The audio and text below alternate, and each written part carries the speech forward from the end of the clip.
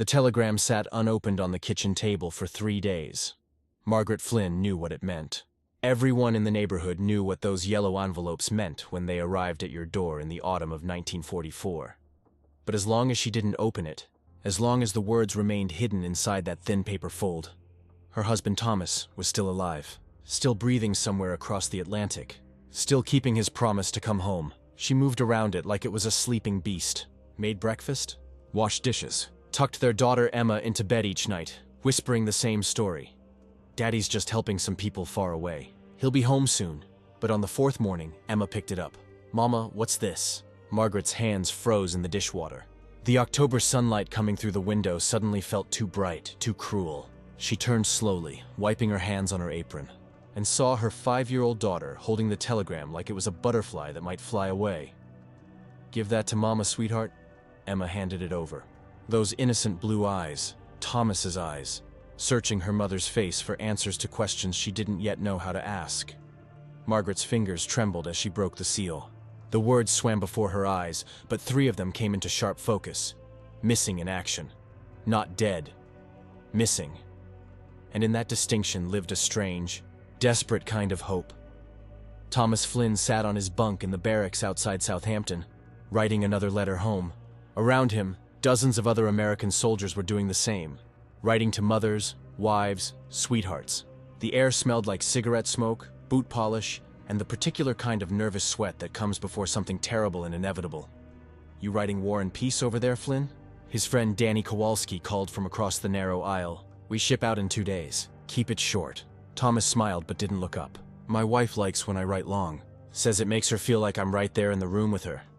"Yeah, well, she married a talker. We all knew that." The other men laughed, but it was gentle laughter. They'd been training together for 8 months, and in that time, they'd become something more than fellow soldiers. They'd become brothers in a way that only war could forge, bound not by blood but by the shared knowledge that most of them wouldn't make it home. Thomas finished his letter and read it over. "My dearest Margaret, by the time you read this, I'll be somewhere I can't tell you about, doing something I can't describe.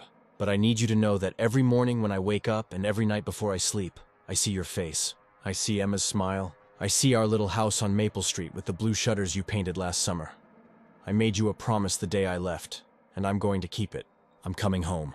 No matter what happens, no matter how dark it gets, I will find my way back to you. Keep the porch light on for me. All my love." Tom, he folded it carefully, placed it in an envelope, and wrote the address he could see clearly in his mind. 47 Maple Street. "Portland, Maine. You really think we're all making it back?" Danny asked quietly, after the others had settled down for the night. Thomas lay back on his bunk and stared at the ceiling. "I think we have to believe it. Otherwise, what's the point? The point is stopping Hitler." "Yeah, but for me the point is getting back to my girls." Danny was quiet for a moment. "I don't have a girl waiting for me. No wife, no kids. My ma died 2 years ago. Sometimes I wonder what I'm even fighting for." Thomas turned his head. "You're fighting so other guys like me can get back to their families. That's not nothing, Danny. That's everything." In the darkness, Danny's voice cracked slightly.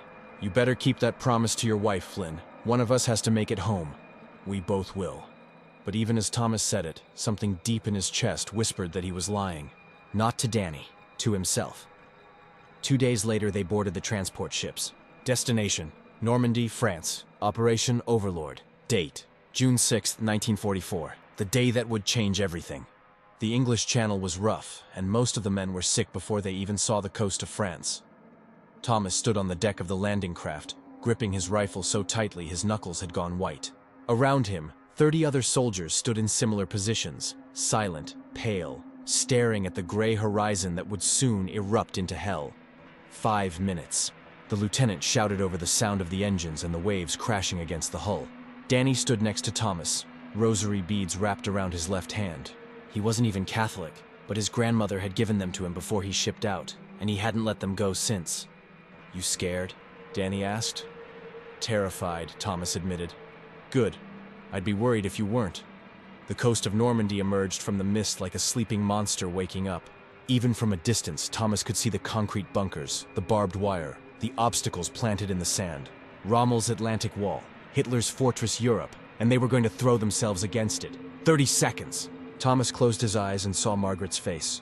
Saw Emma sleeping in her bed, clutching the stuffed rabbit he'd given her on her 4th birthday.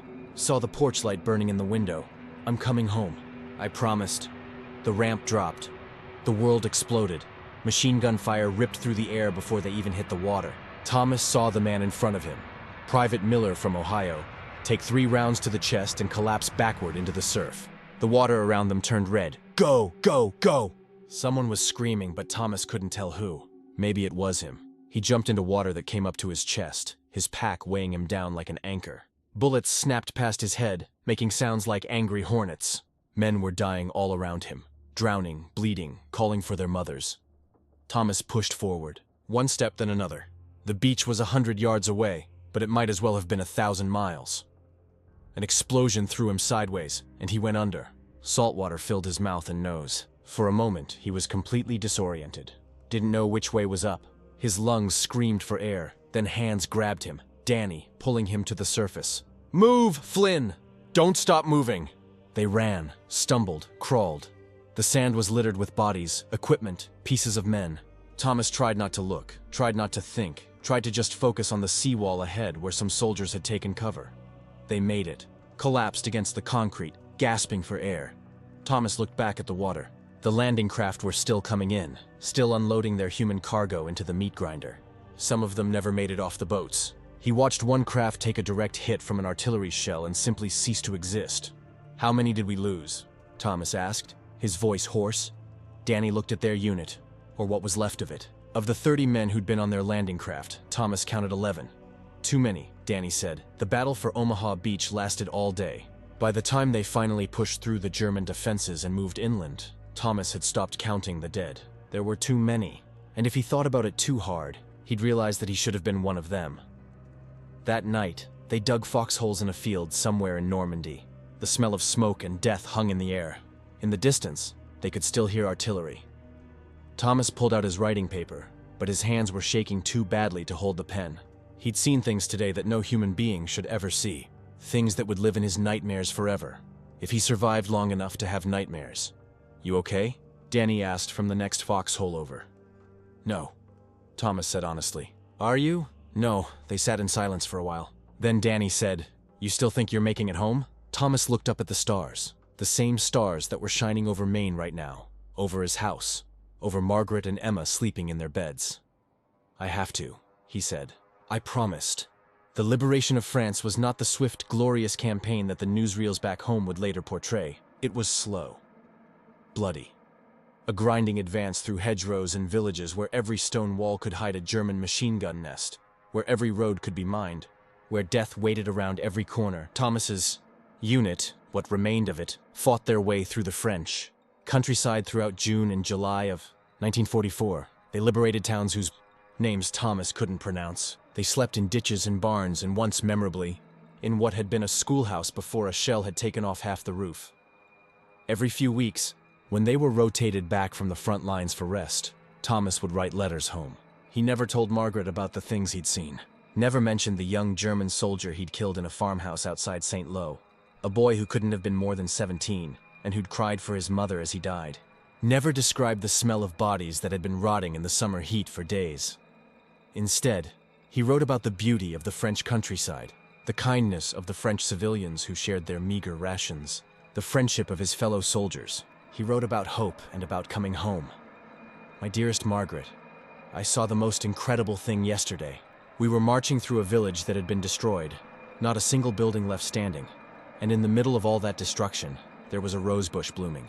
Bright red roses, dozens of them, growing in the rubble like nothing had happened. It made me think that maybe beauty can survive anything. Maybe hope can grow even in the darkest places. Maybe love can endure even when everything else is destroyed.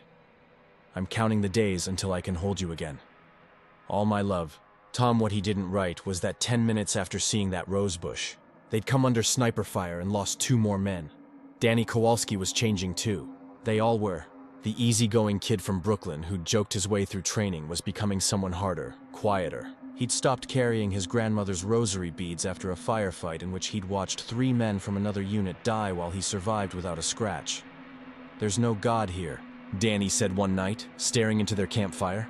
If there was, he wouldn't let this happen. Maybe God's just as horrified as we are, Thomas suggested. Then what good is he? Thomas didn't have an answer. By August, they were pushing toward Paris. The German army was in retreat, but they were fighting back savagely, making the Allies pay for every mile. Thomas's unit was attached to the 4th Infantry Division, moving through the forest of Fontainebleau. The trees provided cover, but also made it impossible to see more than 30 feet in any direction. Every shadow could be the enemy. They were spread out in a skirmish line, moving slowly through the underbrush. When the ambush happened, the Germans had been waiting, dug into prepared positions with interlocking fields of fire. The first burst of machine gun fire cut down 4 men before anyone even knew what was happening. Thomas dove behind a fallen log, his heart hammering. Bullets were chewing up the bark above his head, showering him with splinters. He could hear men screaming, officers shouting orders, the distinctive crack of German rifles mixing with the bark of American M1s. Flynn! Left side! Danny's voice, somewhere close. Thomas rolled left just as a grenade exploded where he'd been lying. His ears rang. He couldn't hear anything except a high-pitched whine. The firefight lasted 20 minutes, but felt like hours. When it was finally over, when the last German soldier had either fled or died, Thomas sat up and took inventory. He was alive. Danny was alive, blood streaming from a gash on his forehead but otherwise intact. 7 men from their platoon were dead. Another 5 were wounded badly enough that they'd be evacuated. Lieutenant Morrison, who'd led them since England, was among the dead. He'd been 23 years old. That night, as medics carried away the wounded and Graves Registration collected the dead, Thomas finally broke down. He sat with his back against a tree, his rifle across his lap, and cried silently. For Morrison, for all the men they'd lost, for the person he used to be, the man who'd boarded that transport ship believing that courage and determination would be enough. Danny sat down next to him, didn't say anything, just sat there, his presence a reminder that Thomas wasn't alone. I don't know if I can keep my promise, Thomas said finally. I don't know if I'm going to make it home. You will, Danny said, but his voice lacked conviction. How do you know? Because you have to. Because Margaret and Emma are waiting. Because I need you to make it so I can believe that some good comes out of this nightmare. Thomas wiped his eyes. What if I don't? What if this is where my story ends? Danny was quiet for a long time. Then he said, then I'll go to Portland. I'll find Margaret and Emma. And I'll tell them that you died still trying to keep your promise. That your last thoughts were of them. That you never stopped loving them. Never stopped fighting to get back. Would that be enough? It would have to be. But in his heart, Thomas knew it wouldn't be. Wouldn't be enough for Margaret, waiting by the window. Wouldn't be enough for Emma, who was growing up without her father. Wouldn't be enough for him. He had to survive. Had to make it home. The promise demanded it. Paris fell in August. The newsreels showed jubilant crowds, French women kissing American soldiers, champagne flowing in the streets. Thomas's unit was there, but they didn't stay long. The war wasn't over. Germany was still fighting, and winter was coming. By December 1944, Thomas Flynn had been in combat for 6 months. He'd aged a decade. His hands shook sometimes, even when there was no danger. He'd wake up in the middle of the night reaching for his rifle, his heart pounding, convinced he was back on Omaha Beach or in the forest at Fontainebleau. They called it shell shock, battle fatigue, 1,000 different names for the same thing. The human mind breaking under the weight of too much horror. But there was no time to recover, no time to heal. The German army had launched a massive counteroffensive in the Ardennes forest, what would later be called the Battle of the Bulge, and every available unit was being thrown into the desperate fight to stop them. Thomas's unit was rushed north to Belgium in the back of trucks, through snow and freezing rain. They had no winter clothing, no hot food. Many of them didn't even have proper boots. This is insane, Danny muttered, his teeth chattering. They're sending us to fight in the snow with summer uniforms. Welcome to the army, someone else joked weakly. They arrived in a town called Bastogne, which was completely surrounded by German forces. The situation was desperate. The Germans were pushing hard, trying to split the Allied armies and reach the coast. If they succeeded, it could prolong the war by months or even years. The fighting in the Ardennes was different from anything Thomas had experienced before. It wasn't about taking ground or advancing toward an objective. It was about survival, about holding on. They dug into frozen ground and tried to stop German tanks with nothing but rifles and determination. Men lost fingers and toes to frostbite. Others simply froze to death in their foxholes during the night. Thomas stopped writing letters home. What could he say? How could he describe this nightmare in a way that wouldn't destroy Margaret to read? On Christmas Eve 1944, there was a brief lull in the fighting. Someone had gotten a box of supplies through: cigarettes, chocolate, a few cans of something that might have been meat. The men gathered in a bombed-out house and tried to pretend it was a celebration. "Merry Christmas," Danny said, raising a tin cup of melted snow. "Merry Christmas," Thomas echoed, but the words felt hollow. He thought about Emma. She'd be 7 next month. He'd missed 2 of her birthdays now. Missed watching her learn to read. Missed tucking her in at night. Missed all the small, precious moments that made up a childhood. And Margaret. God, Margaret. How was she managing? How did she explain to Emma why Daddy hadn't come home yet? Did they still put up a Christmas tree? Did Emma still believe in Santa Claus? Or had the war stolen that innocence too? "You thinking about them?" Danny asked. "Always. When this is over, when we finally beat these bastards, what's the first thing you're going to do?" Thomas didn't even have to think. Hold my wife, hold my daughter, and never let go. The German offensive finally broke in mid-January. The weather cleared, allowing Allied aircraft to attack German positions, and reinforcements arrived. Slowly, painfully, they pushed the Germans back, but the cost was staggering. Thomas's unit had started the battle with 47 men. By the time it was over, 19 remained. Danny Kowalski was not among them. It happened on January 18th, during a patrol near the town of Houffalize. They'd been sent to check if the Germans had fully withdrawn from a section of forest. It should have been routine. The fighting was supposed to be over in this area, but there was one German machine gun nest left behind. Maybe they'd been forgotten in the retreat. Maybe they'd volunteered to stay and cover the withdrawal. It didn't matter why. They opened fire when Thomas's patrol was in the open. Danny was hit in the first burst. 3 rounds to the chest. He went down hard. Thomas crawled to him, dragging him behind a snowbank while bullets churned up the ground around them. Danny's blood was shockingly red against the white snow. "I got you, buddy. I got you. You're going to be okay." But even as Thomas said it, he knew it was a lie. Danny's eyes were already going distant, his breathing shallow and irregular. "Flynn." Danny's voice was barely a whisper. "Don't talk. Save your strength." "Medic! Medic!" "Tell her." Danny coughed and blood appeared on his lips. "Tell your wife. Some of us made it matter. You're going to tell her yourself. We're both going home, remember? You promised." But Danny's eyes had closed. Thomas sat there in the snow, cradling his friend's body, while the firefight continued around him. He didn't cry, didn't scream. He was beyond that now. He'd seen too much death, lost too many friends. There was nothing left inside him but a cold, empty space where his humanity used to be.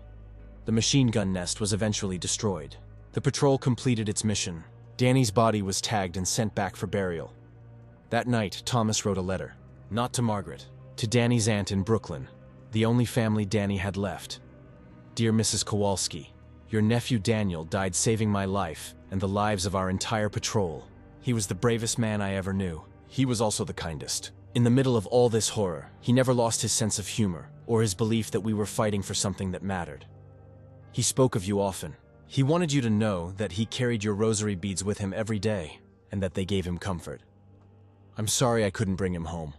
Respectfully, Corporal Thomas Flynn." He sealed the envelope and added it to the outgoing mail.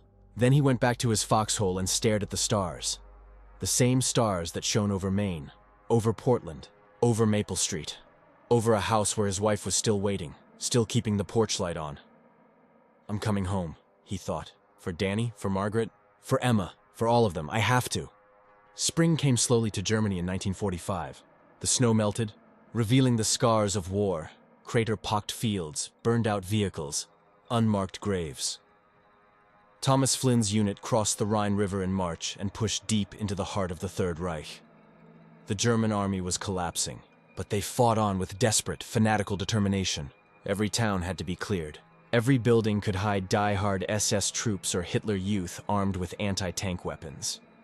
Thomas moved through it all like a ghost. He followed orders. He fought when he had to, but inside he was already gone. The person he'd been, the man who'd promised his wife he'd come home, had died somewhere in the snow at Bastogne, cradling Danny Kowalski's body. By April, rumors were spreading that the war was almost over. Hitler was trapped in Berlin. The Russians were closing in from the east, but Thomas felt nothing. No relief, no joy, just numbness. On April 28th, his unit was clearing a small town near the Danube River when it happened. They were moving through a residential street. checking houses for German soldiers, when Thomas heard crying. A child's cry, coming from a collapsed building. His training said to keep moving. Clear threats first, deal with civilians later. But something, some last spark of the man he used to be, made him stop. "Flynn, what are you doing?" Sergeant Chen called. "There's a kid in there. Leave it for the follow-up teams. We have a mission." But Thomas was already climbing over the rubble. The crying was coming from a cellar, half buried under debris. He dug with his hands, throwing aside bricks and splintered wood until he found her. A little girl, maybe 6 years old, blonde hair matted with dust, blue eyes wide with terror. She was trapped under a fallen beam, her leg pinned. For a moment, all Thomas could see was Emma. His Emma. Lost and scared and calling for her father.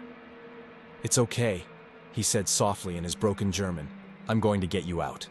It took 20 minutes to shift the beam enough to free her. When he finally pulled her out, she wrapped her arms around his neck and sobbed into his shoulder. She was calling for her mother, but Thomas couldn't find anyone else in the rubble. He carried her back to the street, where an old German woman rushed forward, crying with relief. The girl's grandmother, he guessed. They'd probably been hiding in the cellar when the building took a hit. The old woman grabbed Thomas's hand and kissed it, speaking rapid German that he couldn't follow. But he understood the meaning. "Thank you. You saved her." As he watched them disappear down the street, the grandmother clutching the little girl, something shifted inside Thomas. Something broke open, and for the first time in months, he felt something other than numbness. He felt human again. The war in Europe ended on May 8, 1945. VE Day, Victory in Europe. Thomas was in a displaced persons camp near Munich, helping process refugees when he heard the news. Around him, soldiers were cheering, firing their weapons into the air, embracing each other. The nightmare was over. He sat down on a crate and put his head in his hands. It was over. He'd survived. Against all odds, despite everything, he was still alive. He could go home. The journey back took weeks, first to a staging area in France, then to England. Finally, onto a transport ship bound for New York. Thomas stood on the deck as they approached the American coast, watching the Statue of Liberty emerge from the morning mist. Other soldiers were cheering, crying, taking pictures. He just watched silently. The person who'd left America in April 1944 was dead. The man returning in June 1945 was someone else. Someone who'd seen too much, done too much, lost too much. Would Margaret even recognize him? Would Emma be afraid of him? Could he ever be the husband and father they needed? The train from New York to Portland took all day. Thomas sat by the window, watching America pass by. Fields and forests, small towns and farms, all untouched by war. It seemed impossible that this place existed while Europe had been burning. The train pulled into Portland Station at 7:34 p.m. on June 17, 1945. Thomas grabbed his duffel bag and stepped onto the platform. His legs felt weak. His heart was pounding. He caught a taxi to Maple Street. As they drove through familiar neighborhoods, everything seemed smaller than he remembered. Quieter. More fragile. "This is it," the taxi driver said, pulling up in front of number 47. Thomas paid him and stood on the sidewalk, staring at the house. It looked exactly the same. Same blue shutters, same little front porch, and in the window, still burning after all this time, the porch light. She'd kept it on, just like he'd asked. He walked up the path, each step harder than the last. Raised his hand to knock, hesitated. What if she'd moved on? What if she'd given up waiting? What if the door opened? Margaret stood there, and for a moment, neither of them moved. They just stared at each other, two people separated by 18 months and a lifetime of trauma. Then she whispered, "Tom?" "I came home," he said, his voice breaking. "I promised you I'd come home." She flew into his arms, and he held her like he'd held nothing else in his entire life. Held her and felt all the numbness, all the ice inside him, begin to crack and melt. She was crying. He was crying. And for the first time since Normandy, Thomas Flynn felt like he might actually survive. "Mama? Is that Daddy?" Thomas looked up to see Emma standing in the hallway, taller than he remembered.